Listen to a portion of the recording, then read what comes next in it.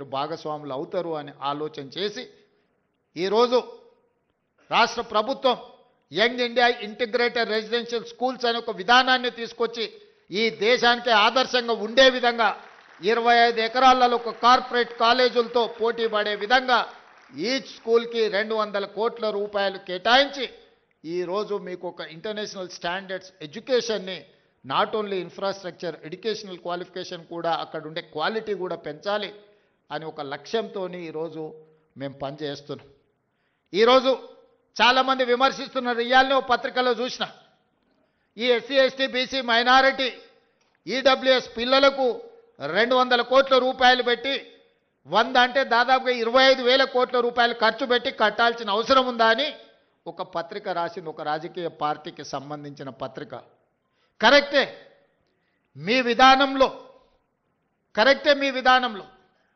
ఎందుకంటే మీరు అధికారంలో ఉన్నప్పుడు బర్రెలు గొర్రెలు చేపలు చెప్పులు కుట్టుకోండి అనే స్కీములు మీరు తీసుకొచ్చిండ్రు. ఆనాడు బడుగు బలైన దళిత గిరిజన మైనారిటీ వర్గాలు ఏం చేయాలంటే దళితులు చెప్పులు కుట్టుకోవాలి, బలహీన వర్గాలు చేపలు పట్టుకోవాలి, ట్రైబల్స్ పందులు పెంచుకోవాలని గత ప్రభుత్వంలో స్కీములు వచ్చినాయి. మీరు అందరూ చూడండి. గత 10 సంవత్సరాలలో ఏం చెప్పారు? బర్రెలు గొర్రెలు ఇస్తాం, చేపలు ఇస్తాం, చెప్పులు కుట్టుకోండి, మీకు స్కీములు ఇస్తామని చెప్పిండ్రు తప్ప మీకు చదువు చెప్తాం, మీకు రాజ్యాధికారం ఇస్తాం, మీ రాజ్యం నిర్మాణంలో మిమ్మల్ని భాగస్వాములను చేస్తామని చెప్పలేదు. మీ చదువుకున్న నిరుద్యోగ యువకులకు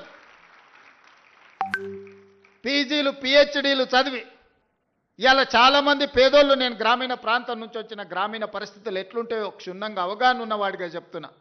తల్లిదండ్రులు ఉపాధి హామీ కూలికి పోయి ఇళ్లల్లో పాచి పనులు చేసి రూపాయి కూడబెట్టి వాళ్ళ పిల్లల్ని ఉస్మానియా కాకతీయ యూనివర్సిటీలకు పంపించి పీజీలు పిహెచ్డీలు చదివిస్తే మళ్ళీ చదువుకున్న యాదోల పిల్లగాడు ఊరికెళ్ళి గొర్రెలు పెట్టుకోవాలంట, దళితుల పిల్లలు చెప్పులు కుట్టుకోవాలంటే దీనికోసం ఆ తల్లిదండ్రులు కష్టపడి పీజీ పిహెచ్డీలు చదివించిందని నేను అడుగుతున్నా. ఎందుకు ఆ 10 సంవత్సరాలలో ఉద్యోగ నోటిఫికేషన్లు ఇవ్వలేదు? ఉద్యోగ నోటిఫికేషన్ల కోసం ఉస్మానియా కాకతీయ యూనివర్సిటీల నుంచి మొదలు పెడితే అశోక్ నగర్ చౌరాస్తా వరకు నోటిఫికేషన్ల కోసం అల్లాడిన పిల్లలు లేరా?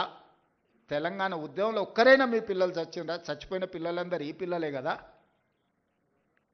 ఆ పిల్లలు ఉద్యోగాల కోసమే కదా సర్వం త్యాగం చేసింది. తెలంగాణ ఉద్యమంలో ముందు బాగానే నిలబడి పోరాటం చేసింది. వాళ్ళ తల్లిదండ్రులు మా బ్రతుకులు ఎట్లాగూ కూలి నాలి చేసుకొని పల్లెల్లో పేదరికంలో మగ్గిపోయిన మా పిల్లోడు చదువుకుంటే మా జీవితాలు బాగుపడతాయి, దాంతో మా తర్వాతి తరాలు బాగుంటాయన్న ఆలోచనతో చదివిస్తే ఉద్యోగ నోటిఫికేషన్లు ఇవ్వకుండా 10 సంవత్సరాలు వాళ్ళ జీవితాలతో చెలగాటమాడిన వాస్తవం కాదా? ఈరోజు నేను సివిల్ సొసైటీలో పనిచేసే వాళ్ళ తరఫున వాళ్ళు నన్ను కలిసి మాట్లాడినప్పుడు 23-24 సంవత్సరాల యువకుడు పోటీ పరీక్షలకు ప్రిపేర్ అవుదామని హైదరాబాద్కు వస్తే 10 సంవత్సరాలు నోటిఫికేషన్లు ఇవ్వకపోతే వాడి జీవితంలో 23-24 సంవత్సరాల నుంచి 35-36 సంవత్సరాల వరకు జీవితంలో నిలదొక్కుకోకుండా, పెళ్ళి లేకుండా, కుటుంబంతో ఉండకుండా ఈరోజు వాళ్ళ జీవితాలు కాలగర్భంలో కలిసిపోతుంటే ఆ తల్లిదండ్రుల దుఃఖం అనేది కుర్చీలో ఉన్నవాడికి ఉండాలి కదా. మీ కుటుంబంలో పార్లమెంటు కోడిపోతే 6 నెలలు తిరగకముందే ఉద్యోగం ఇచ్చుకున్నారు. మీ బంధువులను ప్రజలు తిరస్కరిస్తే ఎంబడెంబడే నామినేట్ పదవులు ఇచ్చుకున్నారు. మీ పిల్లలకి ఎప్పుడు ఉద్యోగాలు ఉండాలి, మీ పిల్లలకు పెద్ద పెద్ద ఫామ్ హౌస్లు ఉండాలి, మీరు ఆగర్భ శ్రీమంతులుగా బెంచ్ కార్లలో తిరగాలి. మేమేం వద్దంటలేము, మీరు లావిష్ లైఫ్ మీరు గడపండి, కానీ కనీసం మా పిల్లలకు పోటీ పరీక్షలు నిర్వహించాలన్న ఆలోచన మీకు రాలే.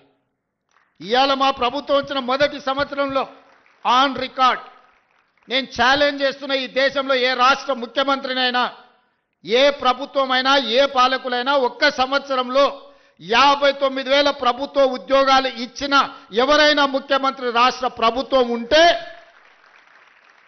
వాళ్ళు విధించే ఏ శిక్షకైనా నేను మా ఉప ముఖ్యమంత్రి గారు సిద్ధంగా ఉన్నాము. మా ప్రభుత్వం, మా మంత్రివర్గం మొదటి సంవత్సరంలో 59,000 ప్రభుత్వ ఉద్యోగ నియామక పత్రాలు ఏ ఎల్బీ స్టేడియంలో మేము మంత్రులుగా ముఖ్యమంత్రిగా ప్రమాణ స్వీకారం చేసినామో అదే ఎల్బీ స్టేడియంలో వాళ్ళందరినీ పిలిపించి నియామక పత్రాలు వాళ్ళ చేతులకు అందించినప్పుడు ఆ పేదవాళ్ళ తల్లిదండ్రుల కళ్ళల్లో చూసిన ఆనందం జీవితకాలం గుర్తుంటుంది. ఎందుకంటే వాళ్ళ పిల్లలు ప్రయోజకులైనప్పుడు ఆ తల్లిదండ్రుల కళ్ళల్లో కనిపించే ఆనందం ఒక గొప్ప అనుభూతి. అది మాటలకు అందదు, మాటలు చెప్పినా సరిపోవు. అట్లా 59,000 మందికి ఎల్బీ స్టేడియంలో మొదటి సంవత్సరంలోనే ప్రభుత్వ ఉద్యోగ నియామకాలు అందించి మాకిచ్చిన అవకాశాన్ని సద్వినియోగం చేసుకునే ప్రయత్నం చేస్తున్నాం. ప్రైవేట్ కార్పొరేట్ కంపెనీల్లో కూడా దాదాపుగా ఈ సంవత్సరన్నరలో 1,00,000 ఉద్యోగాలు లెక్కగట్టి ఈరోజు పెట్టుబడులు తెచ్చి మన చదువుకున్న పిల్లలకు ఉద్యోగాలు అందించినాం. కానీ ఇవి సరిపోవు, నాకు స్పష్టంగా తెలుసు. దాదాపుగా పబ్లిక్ సర్వీస్ కమిషన్ నమోదు చేయించుకుంటే నిరుద్యోగులు పట్టభద్రుల పైన చదువుకున్న వాళ్ళు 20 లక్షల మంది దాకా ఉన్నారు. వీళ్ళందరికీ ప్రభుత్వంలో ఉద్యోగ అవకాశాలు వస్తాయంటే రావచ్చు, రాకపోవచ్చు. కానీ ప్రభుత్వం పెట్టవలసిన పోటీ పరీక్షలు పెట్టి ఫలితాలను ప్రకటిస్తే వాళ్ళు జీవితంలో ఇంకో ఓపి ప్రయాణం చేస్తారు. పరీక్షలు పెట్టకుంటుంటే ఆ పరీక్షల కోసమే 10 సంవత్సరాలు అశోక్ నగర్లను, అమీర్పేట్ చౌరస్తాలను, దిల్సుఖ్ నగర్లను కోచింగ్ సెంటర్ల చుట్టూ తిరుక్కుంటూ యుక్త వయసు మొత్తం కాలగర్భంలో కలిసిపేసిన తర్వాత వాళ్ళు ఎందుకు ఉపయోగపడతారు? అందుకే పోటీ పరీక్షలు ఎంబడెంబడే పెడితే గత 10 సంవత్సరాలలో పరీక్షలు పెట్టట్లేదని రోడ్ల మీద ధర్నాలు చేసిన నిరుద్యోగ యువకులు ఇంత మీద పరీక్షలు పెడితే ఎట్లా, కొంత వాయిదా వేయండి అని ధర్నాలు చేసిన చరిత్ర ఎప్పుడైనా ఉందా? మొదటిసారి మన ప్రభుత్వంలో మొదటి సంవత్సరంలోనే ఆ సిచ్యువేషన్ చూసినాం. నా బాధ, నా ఆవేదన ఒక్కటే, నా ఆలోచన ఒక్కటే, పరీక్షలు వాయిదాలు పెట్టినా కొద్దిగా ఆ పిల్లలు ఇంకో పని చేసుకోరు, ఇంకొక దానికి ప్రిపేర్ అవ్వరు. 65 రోజుల్లో 11,000 మంది టీచర్ల నియామకాలు చేపడితే 3 లక్షల మంది పరీక్షలు రాసింది, ఉద్యోగాలు ఇచ్చింది 11,000 మంది. మరి దాదాపుగా 2,89,000 మంది ప్రత్యామ్నాయం ఎత్తుకుంటారు. పరీక్ష అయిపోయి ఫలితాలు వస్తే ఇక మాకు ప్రభుత్వ టీచర్ ఉద్యోగానికి అవకాశం లేదు, మేము జీవితంలో ఇంకో ప్రయత్నం చేసుకోవాలి, ఇంకో పని చేసుకోవాలని ఆ దిశగా వాళ్ళు ఆలోచన చేసుకునే అవకాశం ఉంటుంది. ఈ రకంగా గ్రూప్ 1 పరీక్షలు 563 కంబైన్డ్ స్టేట్లో కూడా అన్ని ఉద్యోగాలు ఎప్పుడు ఇవ్వలే. ఆనాడు గ్రూప్ 1 పరీక్షలు మీకు తెలుసు, గత ప్రభుత్వం పరీక్షలు పెడతామని చెప్పి పెట్టి ప్రశ్న పత్రాలు జిరాక్స్ సెంటర్లలో పల్లి బఠానీలలాగా అమ్మి వాళ్ళకు కావాల్సిన వాళ్ళను పరీక్షలలో పాస్ చేసుకున్న పరిస్థితి వస్తే పట్టుకొచ్చి లోపలేసి రద్దు చేసి కొత్త పరీక్షలు పెట్టినాం. దాదాపు 5 లక్షల మంది ఈరోజు ఆ పరీక్షలకు ప్రిపేర్ అయినారు. నియామక పత్రాలు అందించేటప్పుడు వండుకున్న వంట నోట్లో పెట్టుకునే సందర్భంలో ఈరోజు కింద పడేసి పొలిటికల్ లిటిగేషన్స్ ఈరోజు కోర్టులు వేసి నియామక పత్రాలు అందకుండా ఆపినరు. ఇది ఒక ఆవేదన. ఎందుకంటే సమాజానికి మంచి చేద్దాం అనుకున్నప్పుడు కొంతమంది ఇట్లాంటి వాళ్ళు ఉంటారు. ఇవాళ group 1, group 2, group 3, group 4 exams పారదర్శకంగా నిర్వహించడమే కాకుండా ఫలితాలను ప్రకటించి నియామక పత్రాలు అందించి తెలంగాణ రాష్ట్ర ప్రభుత్వం తన బాధ్యతను నెరవేర్చాలనుకుంటుంటే ఈరోజు గ్రూప్ 1లో 563 మంది స్టేట్ లెవెల్ ఆఫీసర్స్ని ఈరోజు 89% ఎస్సీ ఎస్టీ బీసీ మైనారిటీలు సెలెక్ట్ అయినారు. అందులో 89% గ్రూప్ 1 పరీక్షల్లో దాదాపుగా ఎస్సీ ఎస్టీ బీసీ మైనారిటీలు ఈడబ్ల్యూఎస్ వాళ్ళు ఈరోజు సెలెక్ట్ అయినారు. ఇవాళ నోటి కాడికొచ్చిన ముద్దను ఎవడో కింద పడేసి మట్టి పాలు చేస్తే ఆ తల్లిదండ్రుల దుఃఖం ఎట్లుంటుందో ఒకసారి ఆలోచన చేయండి. ఇవాళ 563 మంది గురించి నేను మాట్లాడతలేదు. పరీక్షలు రాసిన వాళ్ళు ప్రత్యామ్నాయంగా ఏదైనా ఎత్తుకుందామనే సందర్భంలో ఈ ఉన్న పరీక్షల ఫలితాలను వాయిదా పెట్టడంతో వాళ్ళకు మళ్ళీ ఒక ఆశ, ఏమన్నా మళ్ళీ పరీక్షలు వస్తాయో, ఇవి రద్దు అవుతాయో, మళ్ళీ చదవాలేం, మళ్ళీ చదవాలంటే ఇప్పుడు నేను ఎక్కడికో పోతే మళ్ళీ వెనక్కి వచ్చి చదువుకోవాలన్నా లేదా?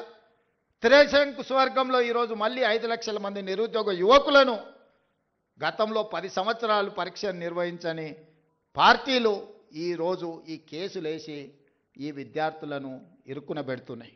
2011 తర్వాత గ్రూప్ 1 పరీక్షలే నిర్వహించలేదు. 15 సంవత్సరాలైంది గ్రూప్ 1లో. ఆ ఏళ్ళ గ్రూప్ 1 రాద్దాం అనుకున్నోడు ఇవాళ 15 ఏళ్ళ వరకు పరీక్షలు పెట్టలేదంటే వాళ్ళ వయసు ఎంత ఉంటుందో మీరు ఒకసారి ఆలోచన చేయండి. ఇదొక సోషల్ ఇష్యూ కింద మారుతున్నది, సామాజిక సమస్య కింద మారుతున్నది. ఇట్లాంటి వాళ్ళను మీరు విద్యార్థులు అందరూ నిశ్చితంగా గమనించాలి. ఇలాంటి వాళ్ళను ఎక్కడైనా ఎదురుపడితే అడగాలి, ఎందుకయ్యా మా ఉద్యోగాలకు అడ్డం పడుతున్నారు, ఎవరైనా వాళ్ళ ఎన్నికలు ఒక 6 నెలలు ఆగుతారా వాళ్ళ ఇంట్లో ఓడిపోతే 6 నెలలు కూడా ఒక్కరికి కూడా ఆపకుండా ఉద్యోగాలు ఎంబడెంబడే ఇచ్చారు. కానీ మన పిల్లల ఉద్యోగాలకు వచ్చేటప్పటికి వాళ్ళకు ప్రతిదీ రాజకీయమే. అందుకే ఈరోజు మన పిల్లల్ని ప్రోత్సహించాలి, వాళ్ళని అభినందించాలి, స్వయంగా వాళ్ళని కలవాలి. ఇక్కడున్న అందరు నేను అడుగుతున్న, తెలంగాణ వచ్చిన 10 సంవత్సరాలలో ఎప్పుడన్నా ముఖ్యమంత్రిని కలిసిరా? మీరు కలిసిరా? ఎవరైనా కలిసిన వాళ్ళు ఎవరైనా ఉంటే చేయొద్దండి. కానీ నేను మిమ్మల్ని రెగ్యులర్ కలుస్తూనే ఉన్నా కదా. ఇది తేడా. ప్రజాపాలనకు దొరల పాలనకు. ముఖ్యమంత్రి అంటే ఆకాశంలోకి వెళ్ళి ఊడిపడ్డ పదవి కాదు, అది ప్రజలు ఆశీర్వదించి, ముఖ్యంగా దళితులు, గిరిజనులు, ఆదివాసీలు ఆశీర్వదిస్తే ఈ కుర్చీ వస్తుంది. ఆ కుర్చీ వాళ్ళ కోసం కాకుండా మన కోసం వినియోగించుకోవడం కాదు. అందుకే మీ మధ్యలో ఉండాలి, మీతో ఆలోచనలు పంచుకోవాలి. ఇదే కాదు, సివిల్స్ గతంలో మన దగ్గర ఐఏఎస్లు ఐపీఎస్లు సెలెక్ట్ తక్కువ అయ్యేవాళ్ళు. ఎందుకంటే కోచింగ్కి వెళ్ళాలంటే ఢిల్లీకి వెళ్ళాలనో ఇతర ప్రాంతాలకు వెళ్ళాలన్నట్టుగా ఉండే. మన దగ్గర ఉన్న కోచింగ్ సెంటర్లు లిమిటెడ్. అందుకే బట్టి విక్రమార్క గారితో మాట్లాడి సింగరేణి సంస్థ నుంచి సివిల్స్కు ప్రిలిమ్స్ పాస్ అయినా మెయిన్స్ పాస్ అయినా వాళ్ళ ఫీజుల కోసం ప్రోత్సాహకం అందించాలని రాజీవ్ అభయ హస్తం కింద వాళ్ళకు లక్ష రూపాయలు మొదటి విడత, రెండోసారి ₹1,00,000 ఇస్తే ఈరోజు చాలామంది మన గిరిజనులు, మన బీసీల పిల్లలు ఐఏఎస్లు ఐపీఎస్లు క్లియర్ చేసింది. ఆ పిల్లలు కలవడానికి వచ్చినప్పుడు ఐ ఫెల్ట్ వెరీ హ్యాపీ. ఎందుకంటే అరే మన పిల్లలు సాధించారు. మన రాష్ట్రానికి వచ్చినా రాకపోయినా ఏ రాష్ట్రంలో అయినా ఐఏఎస్లు ఐపీఎస్లుగా వాళ్ళు ఉంటే, కేంద్ర ప్రభుత్వంలో ఉంటే మన రాష్ట్రానికి ఉపయోగం ఉంటుంది. ఇవాళ ఇక్కడికి వచ్చిన పిల్లలందరికీ నా సూచన ఒక్కటే, మీరు జీవితంలో తొలి మెట్టు ఎక్కబోతున్నారు. ఇప్పుడు ఎన్నో అట్రాక్షన్స్ ఉంటాయి, లైఫ్ అంతా కలర్ఫుల్గా కనిపిస్తుంటుంది, రకరకాల ఫ్రెండ్స్ ఉంటారు, అన్ని రకాల వాళ్ళు ఉంటారు. మనం నెక్స్ట్ లెవెల్కి వచ్చినప్పుడు ఇంటర్ నుంచి డిగ్రీయో లేకపోతే ఇంజనీరింగో లేకపోతే డాక్టర్లు పోయినప్పుడు ఇవన్నీ కూడా మనల్ని అట్రాక్ట్ చేస్తుంటాయి.